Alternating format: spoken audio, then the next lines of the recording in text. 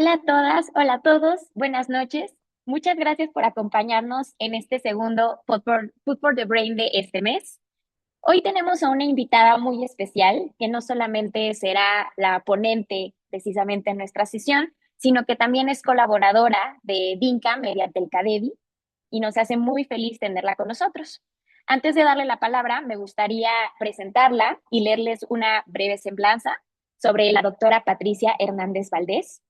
Ella es egresada de la Universidad Anáhuac México Norte, donde recibió el grado de licenciada en psicología con mención honorífica. Está certificada como perito en psicología jurídica por el Instituto Nacional del Desarrollo Jurídico. Es especialista también en estudios en bioética por la Universidad Anáhuac México. Es maestra en bioética en la Universidad Anáhuac también. Tiene un doctorado en bioética aplicada con mención honorífica en la Universidad Anáhuac y cuenta con diversas publicaciones de artículos de difusión e investigaciones arbitradas en inglés y en español. Es también ponente en congresos nacionales e internacionales. Es docente de pregrado y de posgrado. Es miembro de comités hospitalarios de bioética y del Comité de Ética en Investigación. También es miembro del Seminario Interdisciplinario de Bioética, de la Asociación Mexicana de Neuroética y de la Federación Latinoamericana y del Caribe de Instituciones de Bioética. Actualmente ejerce como coordinadora de la Maestría en Estudios de Bioética en línea de la Universidad Anáhuac. Es vicepresidenta de la Academia Nacional Mexicana de Bioética.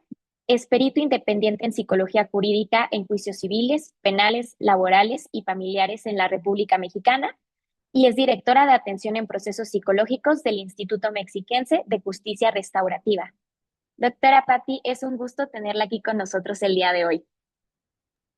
Muchísimas gracias, doctora Palomo. Estoy muy contenta de poder estar aquí con ustedes. Ya veo varias personas conectadas, también muchos y muchas que son conocidos, conocidas y amigos también. Y pues bueno, el día de hoy nos estamos reuniendo para tener una plática muy importante acerca de dos términos que el día de hoy vamos a tratar de definir. Yo les traigo evidentemente toda la cuestión teórica, por supuesto, pero me gustaría que pudiéramos hablar de manera práctica. Además que con el término de empatía y empatía, pues sí hemos tenido como ciertas distorsiones que a mi gusto vienen a razón de haber popularizado los términos.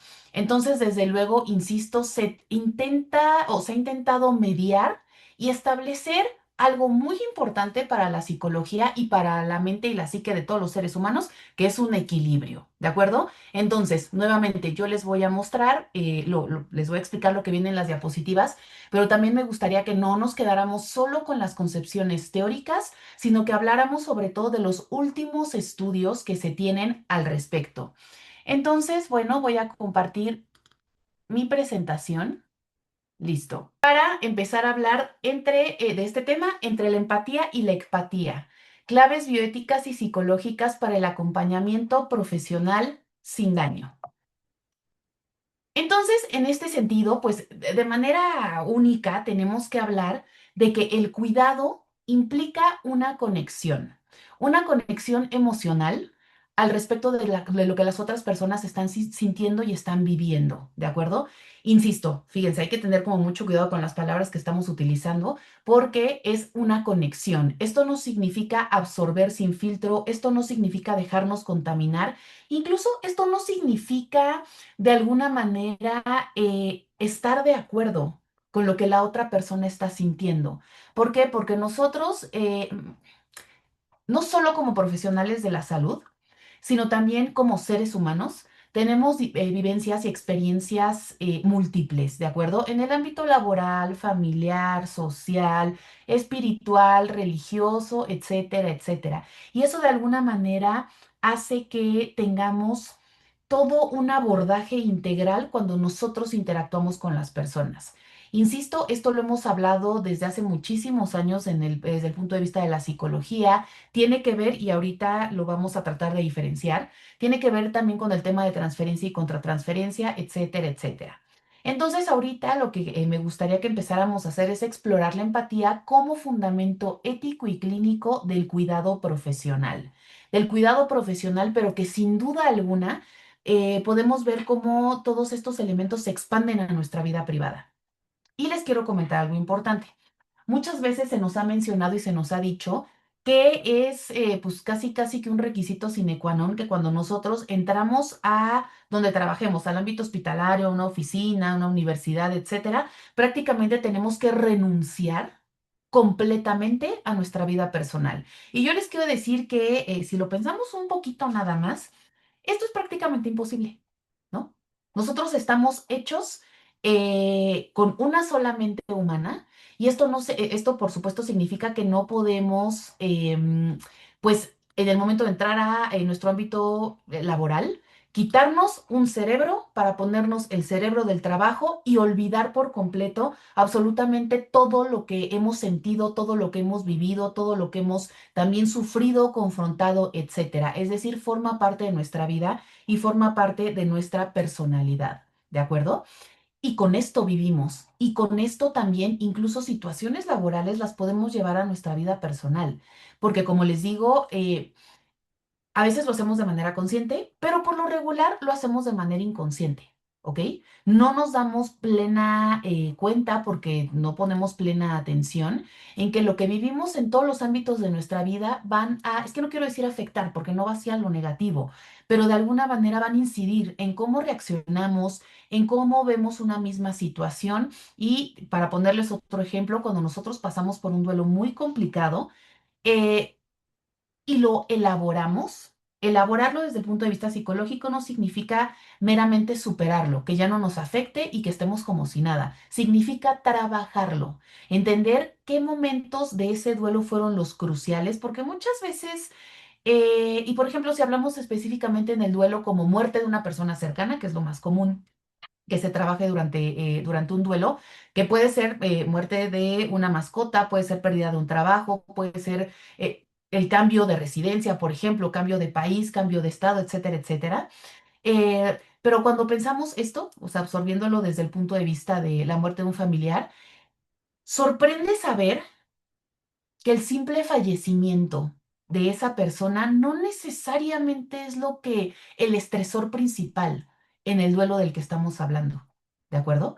Tal vez son otras situaciones, lo que hizo en vida a la persona, el hecho tal vez de pensar que no nos despedimos a tiempo, que tuvimos una discusión mucho antes de dejar de ver a la persona por un tiempo prolongado, etcétera, etcétera, o a lo mejor cierto tipo de cargas económicas que vienen con el fallecimiento de la persona. Y ojo, que esto durante la empatía puede generar muchos elementos que son, por ejemplo, la culpa. Entonces, a eso hago referencia. Elaborarlo significa trabajarlo, ponerle plena atención de manera consciente y entonces saber qué es lo que hay alrededor de todo este fenómeno complejo, que por supuesto la idea y lo mejor es que se aborde desde un punto de vista interdisciplinario, como es la bioética. ¿Ok? Precisamente por esto, porque es muy complejo y tiene muchísimas otras situaciones que a veces escapan a la vista de quien lo está viviendo, pero también incluso de los profesionales de la salud. Y con esto que les estoy hablando, yo les estoy colocando aquí estas últimas dos palabras, estamos hablando del cuidado profesional, ¿ok? Y es que no solamente los profesionales de la salud viven estos elementos. Justamente por la tarde tuve la oportunidad de abordar el tema con una persona que se dedica al derecho. Y me decía, Patti, es que sabes que a mí me cuesta muchísimo trabajo que pues mis usuarios, mis clientes entiendan que no soy psicóloga. Pero claro, como está tratando, ella es en específico abogada penalista, pues claro, ve temas de delitos, ve temas fuertes, homicidios, feminicidios, abusos sexuales, etcétera, etcétera. Y pues son usuarios, son seres humanos, más que clientes y que usuarios son seres humanos que traen una problemática y traen este fenómeno complejo a un lugar donde al ser escuchados, pues se desbordan, evidentemente. Y esto puede pasar, insisto, en todas las situaciones. La realidad, insisto, nada más nos hace falta unos breves minutos para darnos cuenta que esto pasa en todos los aspectos. El día de hoy lo vamos a abordar un poquito más desde el tema de los profesionales de la salud, no nada más enfocándonos al ámbito de la medicina, sino de la psicología, de todas las especialidades, pero también, por ejemplo, de la fisioterapia, de la ortodoncia, del personal de enfermería, etcétera, porque somos los que de manera constante y directa estamos estableciendo una interacción con otros seres humanos. Entonces, como tal, ¿qué es la empatía? La empatía es mucho más que sentir lástima por el otro. Es una habilidad cognitiva y conductual que nos va a permitir comprender y compartir los estados emocionales ajenos de manera objetiva y racional. Esto es muy importante. Yo cuando doy esta ponencia y hablo de la empatía de manera presencial, yo les digo al público o al auditorio que tenga frente a mí, ¿qué harían si yo les pido que sean empáticos conmigo atendiendo a la definición más popular que tenemos, que es ponernos en los zapatos del otro? Yo les digo, imagínense, yo escojo a alguien al azar, le digo, ¿sabes qué? Vente para acá y me quito los zapatos que traigo en ese momento. Le digo, por favor, póntelos para que entiendas cómo me siento ahorita físicamente y nada más lo que se siente estar al frente de un auditorio, etcétera, etcétera. Entonces yo obviamente no hago el ejercicio como tal, pero sí les pregunto, ¿qué sentirían? ¿No? Pueden sentir muchísimas cosas. Fíjense, nada más de hacerlo de manera literal. Pues yo para empezar calzo del 6. Por lo regular uso tacones, entonces pues no traigo calcetines. ¿Qué puede sentir la persona? Desde asquito, incomodidad, compromiso, porque pues es la ponente quien nos está pidiendo eso. A lo mejor incluso ellos traen un tema de salud en los pies y les puede dar vergüenza. Podemos sentir muchas cosas y es que es precisamente si lo hacemos así, de manera concreta, sin abstraer el verdadero significado, genera todas estas sensaciones. Entonces, ¿qué es lo que les quiero decir? La empatía es una aproximación integral a la vivencia del otro de manera integral, ¿ok? Una aproximación, y es básicamente lo que yo les estoy poniendo. Es una habilidad cognitiva y conductual que nos permite comprender y compartir estados emocionales ajenos de manera objetiva y racional. Nuevamente vamos a regresar a un ejemplo presencial. Si yo voy caminando estoy bajando unas escaleras y me caigo.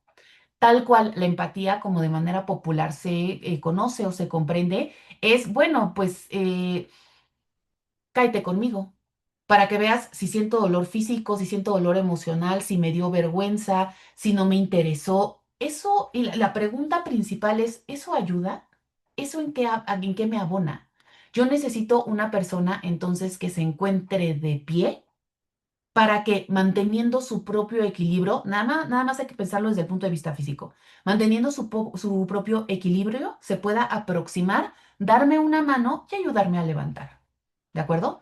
Ahora, si tiene un poquito más de conocimiento sobre la biología, sabemos que si te caes, ay, levántate luego, luego, luego, luego, no, pues a ver, te puedes marear, no sabemos si estás lesionado y entonces al levantarte te puedes lesionar más, etcétera, etcétera. Entonces, fíjense, con ese conocimiento y esa em, capacitación previa, que yo es lo que yo siempre hago, es como, a ver, tranquilo, tranquila, ¿algo te duele? No, pues que sí o no, pues que no. Espérate tantito.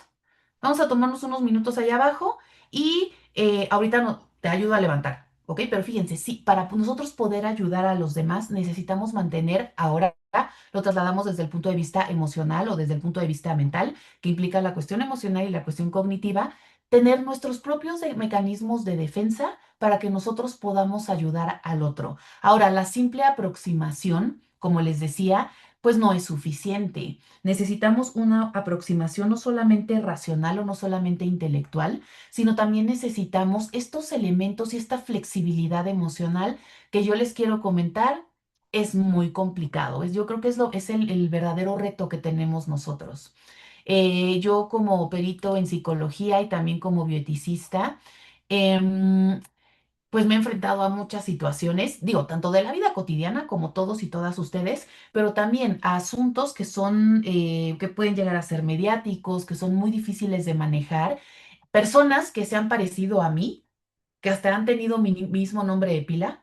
Personas que, por ejemplo, tienen la misma edad de mi hermano y se dedican a lo mismo y que por alguna razón o fueron violentadas o fueron maltratadas o se encuentran en un reclusorio, etcétera, etcétera. Y todo eso nos mueve. Y es aquí cuando les quiero hablar de cómo se relaciona la transferencia y la contratransferencia con estos términos que vamos a abordar a continuación, ¿ok? El tema de la transferencia y la contratransferencia son fenómenos universales y son sentimientos que se van a desarrollar En primera instancia, se habló de estos términos en el ámbito psicoterapéutico, pero nuevamente son fenómenos universales. Son cuando, o sucede de la manera de la transferencia, cuando un usuario, un paciente, de alguna manera va a desarrollar sentimientos hacia la persona que atiende. Y la contratransferencia es lo mismo, pero a la inversa, de el profesional. ¿Ok? Esto, pues quiero decirles que, dado que es algo no solamente común, sino natural, es lo principal que se aborda y lo principal que se trata cuando una persona hace una maestría en psicoterapia.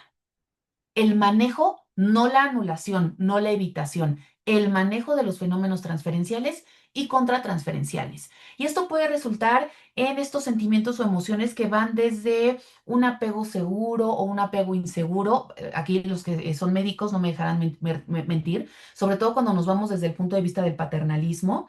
Em, Cuando estamos desde el punto de vista del paternalismo, pues es algo que se maneja muchísimo, ¿ok? Y justamente este tipo de transferencia y contratransferencia, es decir, de incluso un apego ansioso con el profesional de la salud. A ver, déjenme revisar porque creo que nos están cambiando las diapositivas. Es algo que me está pasando muy común, no sé por qué. Ahorita lo arreglamos. Pero como les digo, es algo que tenemos que aprender a manejar porque es algo universal, es algo común, es algo normal. Y yo les puedo decir que más que estos términos es algo humano, 100% humano.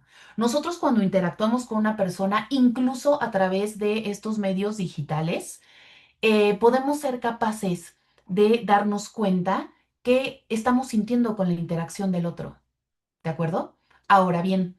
Muchas veces esto también es inconsciente, ¿no? Seguramente les ha pasado que están de frente a una ponencia, hablan de una situación en particular. Digo, yo lo tengo muy vívido porque pues es mi formación inicial, trabajo mucho en eso, en mi propia terapia incluso, pero nos quedamos a veces como molestos, molestas, no estamos de acuerdo, o tal vez el ponente o la persona con la que hablamos dijo algo que no nos hizo sentido, algo que activó alguna situación personal con lo que, insisto, no estamos de acuerdo, nos molestó, lo sentimos agresivo, violento, y justo, incluso a través de los medios digitales podemos percibir esa violencia. Lo mismo pasa cuando tenemos actividades presenciales. Seguro más de una, más de uno, llegando tal vez del trabajo, pues estamos como incómodos, incómodas, molestas, molestos, y no es hasta que nosotros hacemos consciente ese tipo de situaciones, es cuando identificamos qué fue lo que pasó. Y como les digo, es parte tal cual de la empatía. Y esto va a implicar dos elementos principales. El de la comprensión profunda. ¿Qué significa experimentar racionalmente lo que siente el otro? Nuevamente, de manera racional. Esto significa no utilizando la razón como mecanismo de defensa, más bien haciendo uso pleno de nuestros mecanismos y estrategias de afrontamiento. Porque nuevamente, si no lo hacemos así, ¿cómo ayudamos al otro? No podemos perder nuestra propia perspectiva, porque no podemos, como les explico, abandonar nuestro cuerpo y de alguna manera depositarnos en el otro, ¿no? De manera espiritual o mental, eso pues es algo que no es posible, ¿de acuerdo? Y es así cuando entonces podemos nuevamente apoyar. Y yo diría, más que apoyar, colaborar desde un punto de vista positivo y entonces, ahora sí, ayudar a la otra persona. Y ayudar a la otra persona significa dejarle ver cuál es esa perspectiva que nosotros tenemos y de alguna manera permitirles con respeto profundo que esa otra persona también pues decida si es algo que le funciona, si es algo que no le funciona, pero fíjense, le funcione o no, lo utilice o no, estamos acompañando.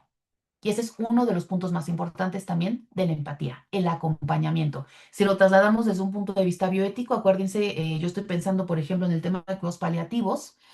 eh, Hablar de medios ordinarios para la atención al otro tiene que ver con el acompañamiento y el acompañamiento integral, espiritual, religioso, si es posible y si es apto para la situación y también emocional. Y para que nosotros podamos realizar esto, de alguna manera tenemos que también ser capaces de comunicarnos, pero comunicarnos de manera efectiva y de manera múltiple.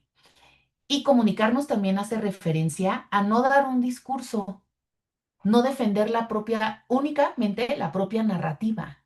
Porque si no, pues no estamos estableciendo un diálogo. Tenemos que ser capaces de escuchar a la otra persona. Si tenemos ciertas habilidades o incluso si tenemos sobre todo formación al respecto, también lo que podemos hacer, por supuesto, es realizar ciertas interpretaciones, realizar también esta famosa lectura entre líneas para entonces entender las motivaciones de la otra persona, etcétera, etcétera. Ojo, también yo siento que les estoy hablando desde un punto de vista, pues como muy ideal, ¿no? En donde, pues estamos tal cual, pues ayudando a la otra persona, donde no nos sentimos violentadas o violentados. Pero bueno, vamos a hablar de algo importante.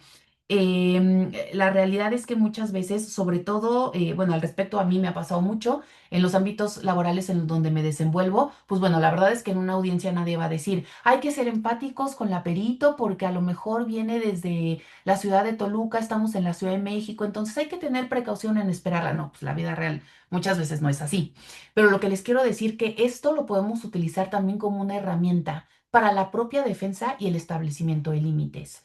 Esto significa, y les paso al costo como este ejercicio em, que yo sí he podido como llevar a cabo, cuando alguien tiene este lenguaje verbal y no verbal que tiende a la agresión y a la violencia. Ojo, ya cuando hablamos de un círculo de violencia real donde nuestra integridad está, por supuesto, pues en peligro, acuérdense si hay que poner límites sin ningún tipo de remordimiento, compasión, porque lo primero que nosotros tenemos que hacer para entender al otro es asegurar nuestra propia estabilidad. Nuestra propia seguridad, piénsenlo, por ejemplo, como en la formación que se le da a em, en el mundo de los paramédicos, ¿no?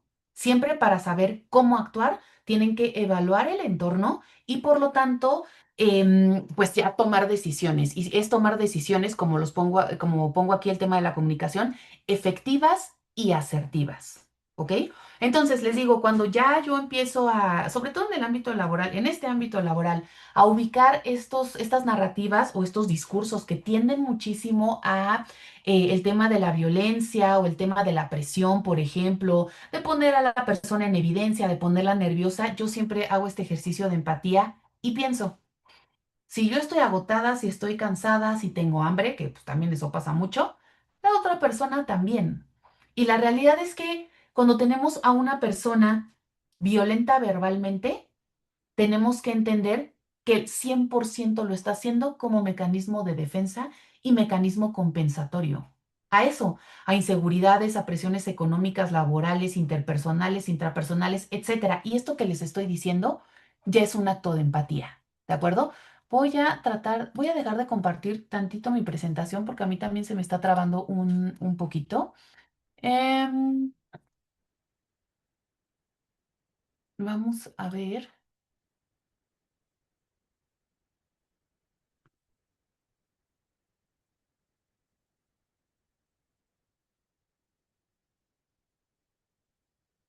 Bien. A ver, creo que ya lo arreglé.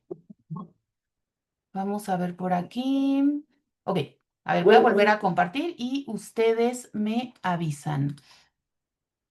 Entonces, retomando, es una herramienta que nos puede funcionar en muchísimos escenarios y que tenemos que lograr desarrollar. Y con esto viene otra cosa importante. Yo les estoy colocando aquí que es una habilidad. Esto significa que la podemos desarrollar. Por ahí yo he tenido algunas discusiones con otros colegas que dicen que la empatía es más bien una función que tiene que ver con aspectos neurológicos, es decir, que o la tienes o no. Yo difiero completamente. Es una habilidad que se puede desarrollar y porque podemos hacer mucho por desarrollarla. Lo que pasa es que muchas veces pensamos que la empatía tiene una sola forma de ser. Es decir, me imagino ser muy tiernos o muy tiernas, hablar en diminutivo, no sé, acercarnos físicamente a las personas aunque nos incomode. Y la realidad es que no. Como es una habilidad personal, podemos ser empáticos sin abandonar nuestra propia personalidad y nuestros propios estilos. ¿De acuerdo? ¿Cómo entonces podemos saber si estamos siendo o no empáticos? Autoconocimiento, ¿de acuerdo? Entonces, esto sigue siendo una herramienta terapéutica que hemos observado que mejora resultados en el ámbito de las ciencias de la salud. Se pueden lograr mejores desenlaces cuando tenemos a personas con enfermedades crónico-degenerativas o con enfermedades terminales. Como les digo, el acompañamiento, y si ustedes piensan un poquito en algún momento de su vida en donde hayan sentido una verdadera paz, a pesar de que estamos enfrentando situaciones difíciles, eso es parte de la empatía y el acompañamiento, y es algo elemental y fundamental. También hemos observado que ya desde el punto de vista del profesional de la salud tenemos menos burnout, porque una empatía bien gestionada puede reducir el agotamiento profesional, nuevamente entendiendo su verdadera definición. Si nos ponemos en los zapatos de todos, vamos a llegar agotadísimos, exhaustos, em, enfermos físicamente y completa y totalmente contaminados. Desde un punto de vista psicoterapéutico, se dice que nos parasitamos. Imagínenlo así, como desde el punto de vista físico. Si alguien o algo se parasita, justo se llena de parásitos y eh, morimos, fallecemos, nos contaminamos. Lo mismo pasa a nivel mental. Y además se interpreta de que este es un acto solidario que va a transformar siempre de manera positiva el encuentro clínico en un acto responsable y humanizante. Y es lo que les comentaba. Esto más que una cuestión normal, común, es una situación humana. Cualquier interacción siempre nos va a generar algo. Nuevamente, lo tengamos consciente o lo tengamos de manera inconsciente. Algo puede salir, ¿ok? Entonces, la empatía, por supuesto, es un puente hacia el acompañamiento, ¿de acuerdo? Un vínculo empático no es un lujo del cuidado, sino una condición esencial, una habilidad que sí o sí tenemos que desarrollar. Esta conexión con las otras personas en mayor nivel o en menor nivel. Insisto, el autoconocimiento es muy importante porque varias personas que están ahorita conectadas podrán decirme, híjole, a mí me cuesta mucho trabajo conectar porque es mi naturaleza y es válido, por supuesto, conectar emocionalmente, pero acompañar y entender al otro es algo que sí podemos hacer siempre, bajo cualquier circunstancia, ¿ok? También hace ratito estaba hablando sobre el tema de el apego evitativo, el apego ansioso, etcétera, etcétera. Insisto, son condiciones que tenemos en nuestra personalidad. Habrá otras personas que al contrario, no solo se les facilita conectar, sino que sí pueden, sin llegar a contaminarse, entender plenamente.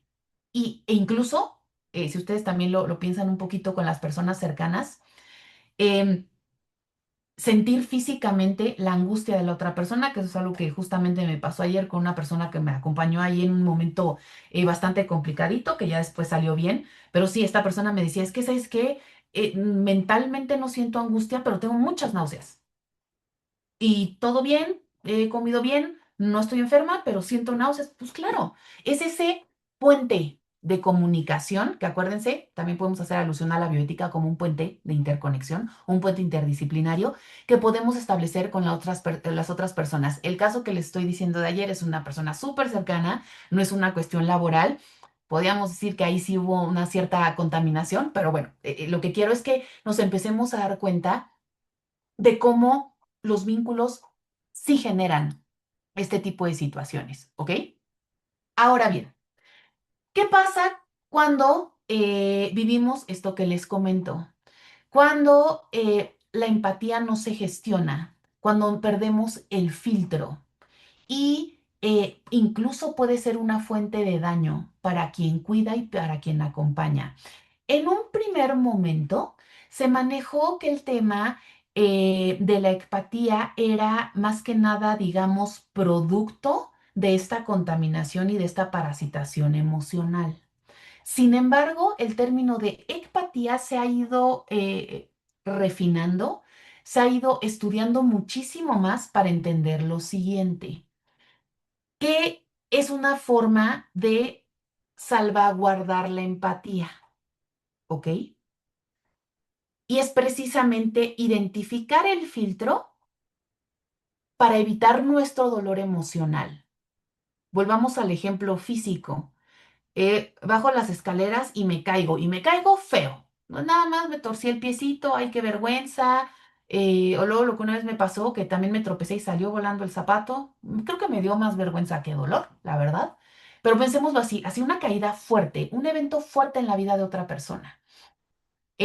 Un duelo que se ha transformado en un duelo complicado que a lo mejor, además de todo, está causando un episodio depresivo mayor con síntomas, de ansiedad, incluso hasta síntomas psicóticos. O sea, es una forma en la que la persona se está despegando de una realidad completa y tremendamente dolorosa. Quiero traer a colación la noticia que tenemos el día de hoy al respecto de esta chica española, si no me equivoco, estoy casi segura, que a la que le dieron pues sí, esta solicitud se la otorgaron legal de que le practicaran la eutanasia. Yo tuve apenas un poquito, muy poquito de tiempo para ubicar un poquito su historia y bueno, fue una persona, si no me equivoco, esta chica que en 2022 por ahí, o sea, yo dije, bueno, a ver, un evento muy fuerte que no ha sido crónico, pero un evento muy fuerte. En donde pues sufrió violación por tres o cuatro hombres, etcétera, etcétera. A ver, sí, pues, fue una caída brutal, muy fuerte. ¿No? Entonces, imagínense, creo que este tema de esta chica puede ser tema de otra sesión de Vinca, por supuesto. Pues muy interesante, vamos a ver cómo se desarrolla y también vamos a ver qué es lo que pasa al respecto y cuáles son las reacciones que tenemos a nivel nacional e internacional, ¿ok? Pero bueno, esta caída fuerte, nuevamente, si yo, ay, qué pena, pobrecita, te ayudo y me caigo igualito. Ya tenemos a dos personas lesionadas, si acaso avergonzadas, pero insisto, imagínense lesionadas física y mentalmente, ya no solo hay que atender a una persona, sino a dos. Y eso realmente favorecería que la otra persona se sienta acompañada. Es más, hasta la podemos preocupar. Entonces piensen en eso. Ahora, de manera física también, imaginemos tal vez un choque automovilístico, o sea, algo fuerte. Los estoy llevando hasta allá, pero eso no significa que ciertas cuestiones que nos generan incomodidad emocional sean para menos. Sin embargo, yo creo que así como digamos que en lo más límite o en lo más grave es cuando podemos ir ubicando estos términos que les estoy diciendo. Entonces, en esa parasitación, en esa contaminación y en ese daño que también la persona o quien quiere ser empático o empática, se está generando con tal de comprender al otro, es cuando nos damos cuenta de que existe sobrecarga, agotamiento y algo muy importante que es la pérdida de límites. Y aquí vamos a tener entonces a un juicio nublado, porque ya no estamos utilizando la razón ni la cognición. Estamos sintiendo demasiado, entre comillas. Yo diría que no es sentir demasiado, es sentir de una manera equivocada o negativa, porque esto entonces va a comprometer nuestra objetividad clínica y por supuesto va a interferir profundamente en la toma de decisiones. Además, esta incapacidad de desconectar también nos va a generar un desgaste acumulado. Una de las otras herramientas que son muy importantes para establecer empatía y para trabajar y vivir en la vida cotidiana es desarrollar la neutralidad. Digo, yo se los traigo aquí más como psicóloga que como bioeticista, pero la neutralidad ayuda mucho, por ejemplo, a no contaminarnos, pero también a mantener una estabilidad emocional de frente a estas situaciones muy complicadas, muy difíciles. Es que hay muchísimas. Como les decía, la muerte de un ser querido, la enfermedad, pero no sé, ahorita que les estaba diciendo esto, pensé, por ejemplo, en los desastres naturales, etcétera, etcétera. La neutralidad nos ayuda a generar este balance e, insisto, a tomar mejores decisiones, sobre todo en situaciones críticas. ¿Qué pasa cuando acompañamos de manera constante? ¿Cómo lo pasa en las ciencias de la salud? Eh, Podemos identificar, porque sí existe siempre, siempre somos vulnerables, siempre, en cualquier momento, pero podemos identificar esta vulnerabilidad compartida porque también nosotros somos frágiles y me refiero no porque tengamos el estudio y el posgrado, entonces intelectualmente sabemos más, es simplemente porque somos seres humanos. Hay riesgos que enfrentamos todos los días, absolutamente todos, al manejar, al vivir hay interacción con las personas, ¿no? Pues sí, va a ser un poquito fuerte lo que les voy a decir, pero pues que alguien fallezca dormido o dormida, un infarto fulminante, son peligros que son parte de la vida cotidiana, son riesgos, ¿de acuerdo? Y también el entender que dependemos del otro. Y lo estoy trabajando, o se los quiero decir desde el punto de vista de la alteridad, no desde una dependencia emocional patológica, desde un apego completamente ansioso, no, más bien desde la alteridad. Nosotros existimos y podemos interconectarnos con los otros precisamente porque existen los otros. Aunque seamos personas tal vez ensimismadas, un poquito esquizoides o esquizotípicas, siempre estamos en contacto con las personas, incluso a través de los medios digitales.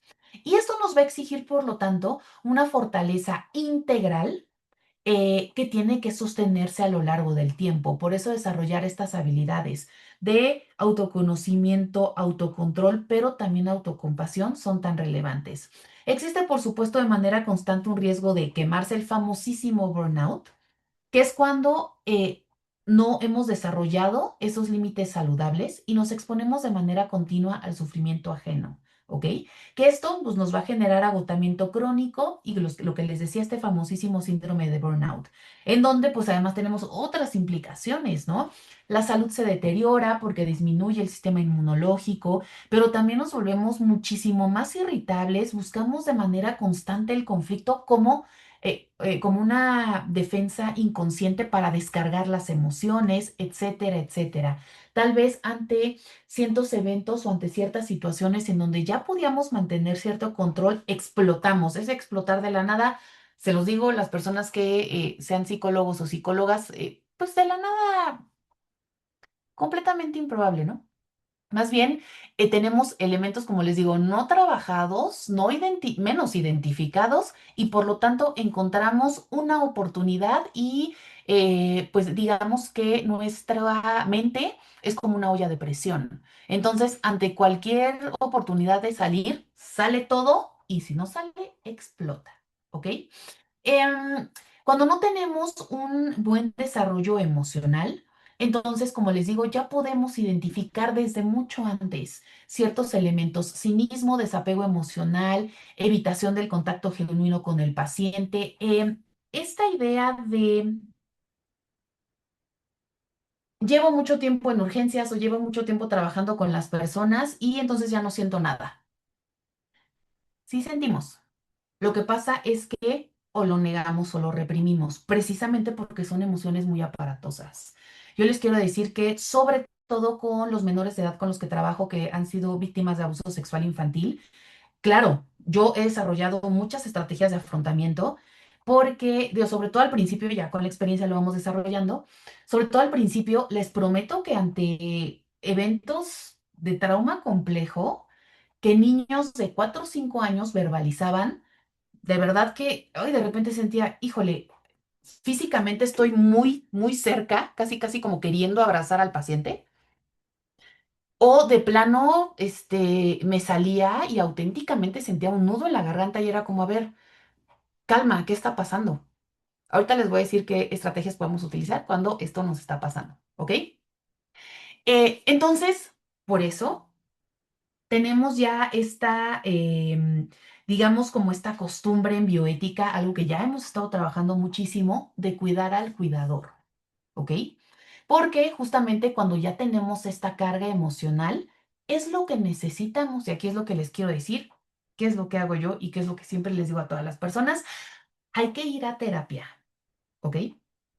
En la actualidad, que ya sé, no quiero decir manejarlo, pero que ya sé identificar estas situaciones que me pasan, ya sea con personas en donde trabajo como bioeticista o como perito en psicología jurídica, identifico y eso hace que yo, a mí me ponga un límite emocional, me pueda recargar para, por supuesto, terminar el trabajo y terminar la labor de manera pues completamente positiva y beneficiosa para la otra persona y para mí. Y entonces termino sesión, descanso. Yo sé que que más nos gustaría que nos vamos a descansar, ya me voy a mi casa, me tomo el día libre, yo sé que eso no se puede. Descanso 2, 3, 5 minutos, pero de manera bien consciente. para que eso realmente me ayude y abone a sentirme, como les digo, muchísimo más recargada y sobre todo capaz.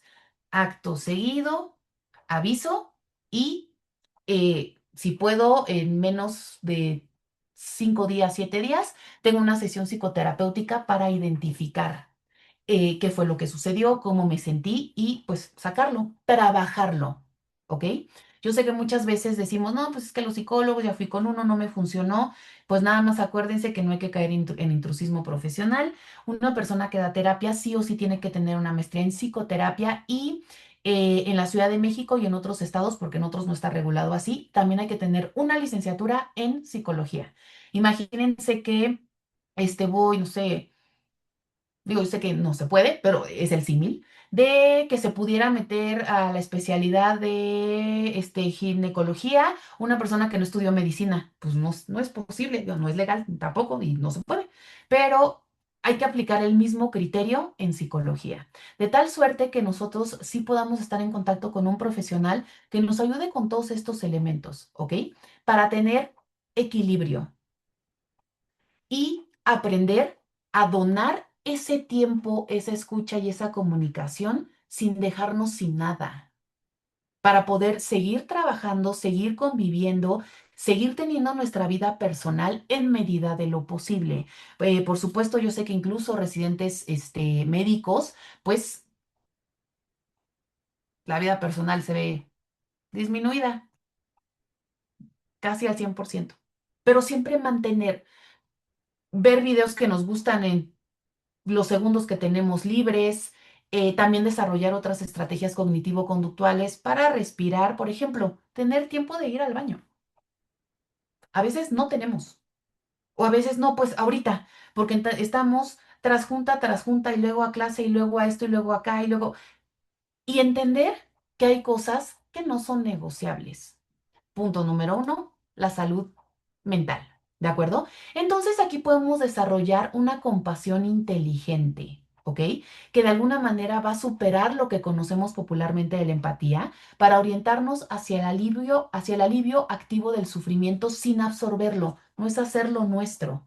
No es quitárselo a la otra persona para quedarnos nosotros y decir, ay, bueno, pues perfecto, pues ya yo sabré qué hacer con él, como soy la profesional de la salud, pues yo ahorita me arreglo. No, es dejar las cosas en su justa medida, porque también es que la persona que está sufriendo, nosotros seamos capaces de mostrarle herramientas, porque si absorbemos eso y pues nos lo llevamos, ya no te preocupes, la persona no se va a quedar de alguna manera em, incapaz de vivir otro evento traumático, otra situación, de presentar algún otro tipo de enfermedad.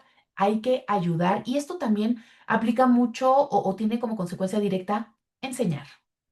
¿No? Realmente ser maestros de vida para decir, estas son las herramientas y que la persona nuevamente a su modo, a su estilo, a su capacidad emocional, no, no todos tenemos la misma capacidad emocional también, es algo que se va desarrollando, pueda trabajarlo a posteriori.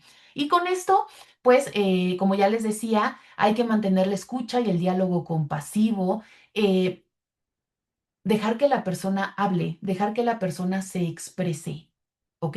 Sin perdernos a nosotros mismos en el proceso. Esto significa no permitir violencia, maltrato, etcétera. También el establecimiento de límites, créanmelo, ayuda a las otras personas de manera consciente o inconsciente. Cuando a nosotros nos han puesto límites, como que bueno, si tenemos una psique, que está en constante trabajo, nunca se nos olvida. Y cuando llega a suceder algo, decimos, hey, hasta aquí porque ya estoy pasando un límite. Y como a manera de empatía, no quiero dañar al otro, digamos, atendemos a esa barrera. Y sobre todo, el respeto al reconocimiento a la dignidad humana.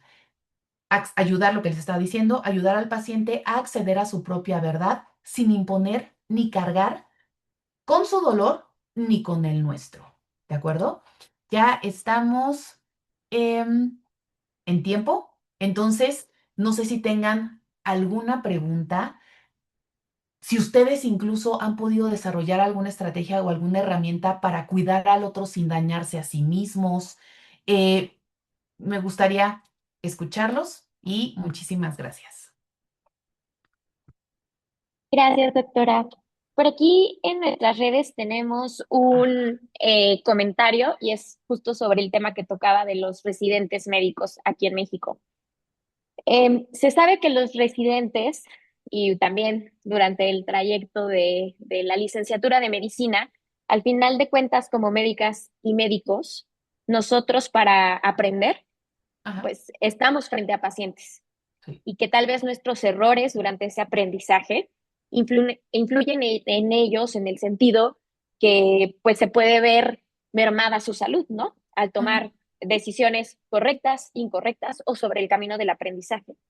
sí, Entonces, nos comentaban por aquí que puede llegar a pasar que una persona como estudiante, tanto de medicina como de residencia, pues pueda generar esta culpa al momento de tener sí, algún error en este aprendizaje. Y entonces, que precisamente lo que sucede es que empiezan a hacer esto, como el exceso de empatía, o sea, el sí, querer sentir lo del paciente. sí. ¿Usted qué consejo le podría dar a los profesionales de la salud que se están enfrentando a este proceso de aprendizaje en el que pues está de cara la salud de un paciente? Por supuesto. Como punto número uno, en la vida completa, integral, es imposible no equivocarnos.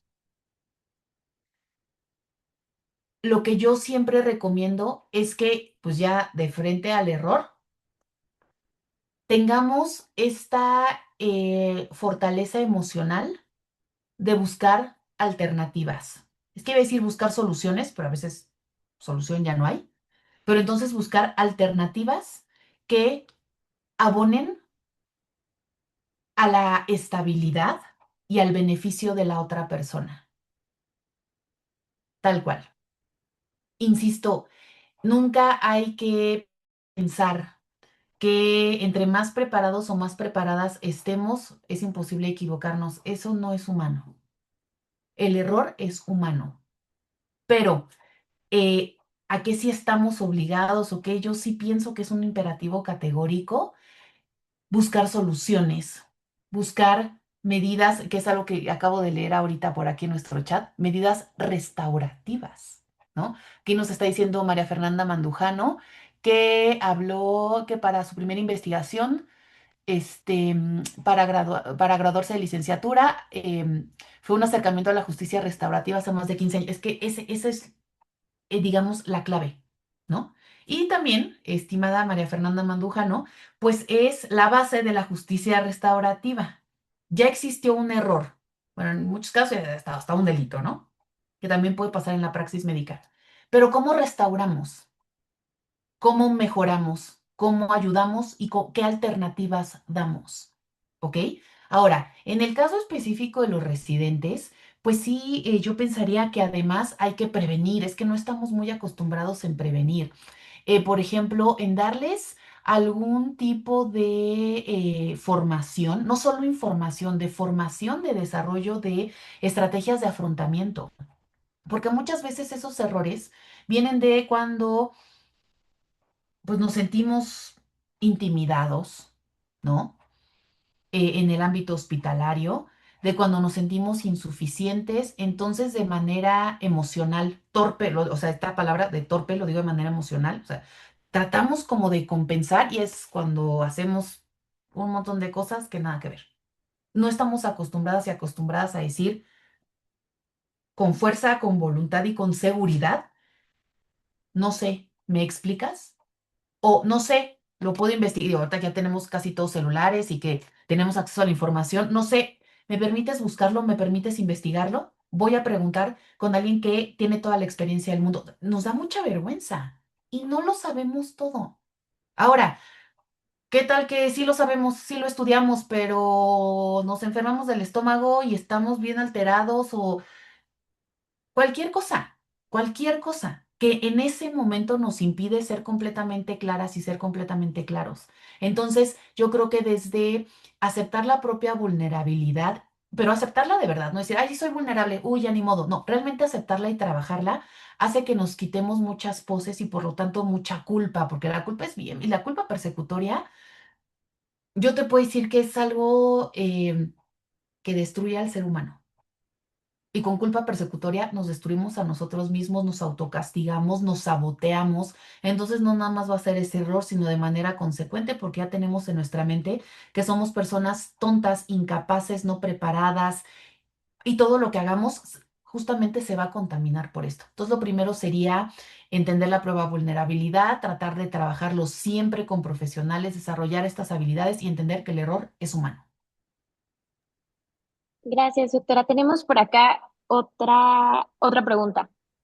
En el área de la salud sabemos que hay este gran problema del ego, ¿cierto? Sí, Entonces nos sí. preguntan por acá, ¿qué tanto influye el ego en la pérdida de la empatía? Bastante, porque la existencia de un ego mal trabajado hace precisamente que nos compensemos de manera constante. Entonces, si nosotros no entendemos nuestra propia vulnerabilidad física, emocional, integral, suponemos que entonces el otro, ¿por qué sufre si no es para tanto? ¿O por qué no puede superar esta situación o esta enfermedad si no es para tanto, no es tan importante, si hay casos peores? Entonces ponemos esa barrera y no nos damos cuenta que la persona, todas las personas tienen la libertad incondicional de sentir lo que quieran, de sufrir lo que quieran sufrir y como lo quieran hacer. Entonces, sí, creo que es algo que llega a suceder muchísimo, pero yo sí lo diría desde el punto de vista de la psicología. Un ego así, que nos impide ser empáticos, es una compensación de que nosotros mismos nos sentimos en riesgo todo el tiempo. Entonces ponemos esa barrera y nos impide demostrar esto que les estoy diciendo, nuestra propia vulnerabilidad, nuestra propia conexión y además eliminamos de alguna manera la de los demás. Gracias, doctora. Por aquí tenemos una mano levantada. Patricia Pérez, adelante. Adelante. Sí, buenas noches. Buenas noches, Yo bienvenida. soy licenciada en Trabajo Social, soy vocal de un comité de bioética. Excelente. Eh, yo lo que quiero hacer es felicitarla. Ha tocado puntos muy importantes en Muchas gracias, cuanto a Pati. lo que es la empatía. Y es algo muy difícil porque precisamente hace la semana pasada tuvimos una sesión donde había un bebé de 103 días, Ujú. pronóstico malo para la vida y la función y todo. Pero Sí. los papás no aceptaban que ese bebé muriera, Ujú. querían que siguiera viviendo y que Ok. el médico estuviera haciendo más procedimientos, ¿verdad? Ajá. Entonces, lo que se me hizo muy difícil cuando tuvimos la reunión con los médicos Sí. es que, pues ellos hablan tecnicismos, ellos Sí. hablan su idioma, de Sí. acuerdo a sus conocimientos. Ujú. Entonces dice, no, es que ya lo que sigue es una sedación Sí. paliativo para el bebé. Sí. Y le digo, ¿y esa sedación, doctora? ¿Como para qué? Le decía yo. Ujú. Ujú. Y dijo, pues para que el niño se quede dormido. Ujú. Y le dije, bueno, se lo pregunto, le digo, porque si yo estuviera recibiendo esa información que usted me está dando a mí Sí. como Sí. mamá, Sí. entonces usted ya quiere que se duerma para que se muera, Exacto. Ajá. Ujú. porque yo así lo voy a entender, o sea, Claro. Sí, sí. póngase en mi lugar como madre de ese bebé, Sí. ¿sí? Ujú. Si yo no quiero que se muera y ya no hay cosas que hacer, usted me dice que va a hacer la sedación, o sea, es muy buen diagnóstico y es cierto lo que dice la doctora, mis respetos, porque pues claro, pues, es un bebé que ya no va a sufrir, que lo Ajá. van a sedar, que eso, Sí. pero más que nada la manera en que lo dijo, ¿sí? Exacto. Sí. Entonces ahí la mamá no va a sentir que es una mejora, No. un bien, No. nada de eso. Digo, es que ahí, doctora, usted explíqueme, es para quitarle el dolor a su bebé, para que ya no sufra, es el mejor procedimiento, bla, bla, bla. Entonces, eso sí se tiene que trabajar mucho, mucho, y ahí está lo difícil de cómo hacer que nos pongamos en los zapatos de los demás. Así es, Patricia. Muchas gracias por esta valiosísima participación. Lo acabas de mencionar. Es el cómo. Y es que muchas veces sabemos qué hacer. Sí. Esto, ¿no? Sedación paliativa para que en efecto, pues, pues el paciente ya se vaya. se muera, fallezca, deje de sentir dolor y sus funciones bajen y el desenlace obvio es morir, ¿no? Pero Sí, entonces es el qué, pero el cómo se va a comunicar. Por eso les digo que parte de ser empáticos de manera verdadera es saber comunicarnos, ser muy finos en esas palabras. Ahorita, este caso que me estás comentando, yo creo que ese ejercicio fue muy afortunado. El, a ver, explícame, porque cuando decimos es que eh, ya no hay nada que hacer, parecería, bueno, yo he visto que muchas veces los pacientes lo interpretan como abandono terapéutico. Es como, más bien no quieres hacer nada, ¿no? exacto, exacto, Entonces, y eso pues genera un montón de sentimientos. De frente al dolor, además genera coraje. Muchas veces por eso se judicializan los conflictos y demandan o denuncian a los médicos, etcétera, etcétera. Entonces, sí, yo creo que hay que desarrollar esas estrategias de comunicación, el cómo. Y ojo, nuevamente, no significa que tengamos que hablar en diminutivo y hacernos así como, no, es utilizar palabras exacto, adecuadas, exacto. verdaderas. Y esto incluso lo podrían, es un consejo, practicar y aplicar en el consentimiento informado, el cómo dar la información. Es decir, Es tiene que ser veraz, oportuna, pero que contribuya también comprensible, al... Exacto. Ajá, así es. comprensible, porque la interpretación que yo le estoy dando Sí, a lo que usted le está dando a ese bebé ujú, es otra. Yo no lo sí, estoy interpretando que es algo bueno y exacto, que tiene claro. razón, Sí, sino lo estoy interpretando como que se duerma ya, entonces ya para que se muera, ajá, ¿no? Sí, así es. exacto. Entonces, Muchas gracias. fortalecer el cómo. Muchas gracias. Gracias por la participación. Em, Gracias, Patricia. Y doctora Pati, nada más tenemos una última pregunta por acá que nos sí. mandan, que nos dicen, hay personas que sienten mucho, pero no tienen las estrategias para Ujú, acompañar. sí, Entonces, en esa búsqueda de acompañar, ellas se ponen en riesgo. sí. Por lo que entendí de la sesión, comentan por aquí, es la empatía. ¿Qué consejos tienen para estas personas que quieren acompañar, pero lo están haciendo de una manera negativa para ellas mismas? La base de hacer, bueno, de hacerlo de manera, es que no quiero decir hacerlo bien, porque pues no hay así como tal. Ojalá cada uno de nosotros tuviéramos un manual de nosotros mismos, ¿no? O sea, estaría extraordinario. Pero de hacerlo de manera proporcionada y hacerlo de manera no contaminada, sí o sí necesita primero de autoconocimiento. ¿Quiénes somos? ¿Por qué somos así? ¿Por qué reaccionamos de esta manera? Yo digo, yo se los digo así como si, uy, eh, me enojé con esta persona, pero claro, es que cuando yo era una niña, no, no, tampoco lo tenemos así. Necesitamos trabajarlo. Entonces, pues voy a ser bien redundante, necesitamos ir a terapia. Un trabajo psicoterapéutico real, em, profesional para que entonces nosotros aprendamos a poner esos límites. Y no nada más ese límite, ponerle límite al otro. Los límites empiezan por nosotros mismos. Por ejemplo, si estamos absorbiendo de más, nos estamos contaminando porque, no sé, estamos viendo a un paciente que se parece, eh, no sé, a la expareja con la que sufrimos demasiado y pasamos por un duelo muy complicado, lo primero es aceptarlo.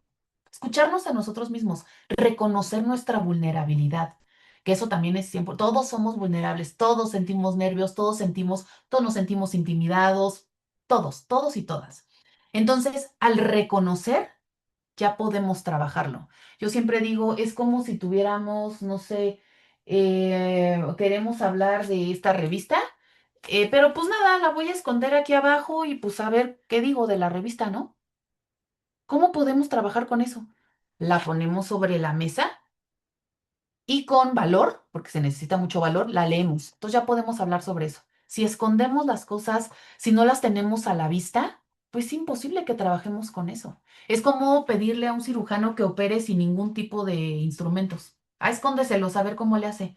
Total, es muy buen cirujano, ¿no? Imposible. Tiene que tenerlos ahí, tiene que tener a la mano las cosas. Además de utilizar su intelecto, tiene que tener instrumentos y herramientas. Es lo mismo con la salud mental y con el tema de la empatía y de la empatía. primero ponernos límites a nosotros mismos, pero ¿cómo nos vamos a poner si no sabemos dónde está la situación, el estresor? No quiere decir el defecto, porque no son defectos, es parte de la personalidad, pero ¿cómo lo vamos a identificar? Primero tenemos que autoconocernos y ya de ahí vienen otras cosas, autocontrol, automotivación, pero ya sabemos dónde está el tema, dónde está eso que tenemos que trabajar. Perfecto, doctora. Muchísimas gracias. Creo que era nuestra última pregunta. Entonces damos cierre a este espacio de preguntas y de respuestas y queremos darle las gracias a todos por participar y doctora Patti, es un gusto tenerla con nosotros una vez más y muchas gracias a todos por acompañarnos. Muchísimas gracias también a ti, doctora Fernanda. Para mí siempre es un verdadero honor trabajar y compartir con Vinca. Y pues bueno, a todas las personas que se conectaron también, gracias por darse un tiempo, por escucharme. Y pues siempre yo, ya saben, yo estoy muy dispuesta a seguir platicando, dialogando, compartir conocimiento y experiencias. Que tengan excelente noche. Muchas gracias a todos. Finalizamos la reunión. Gracias.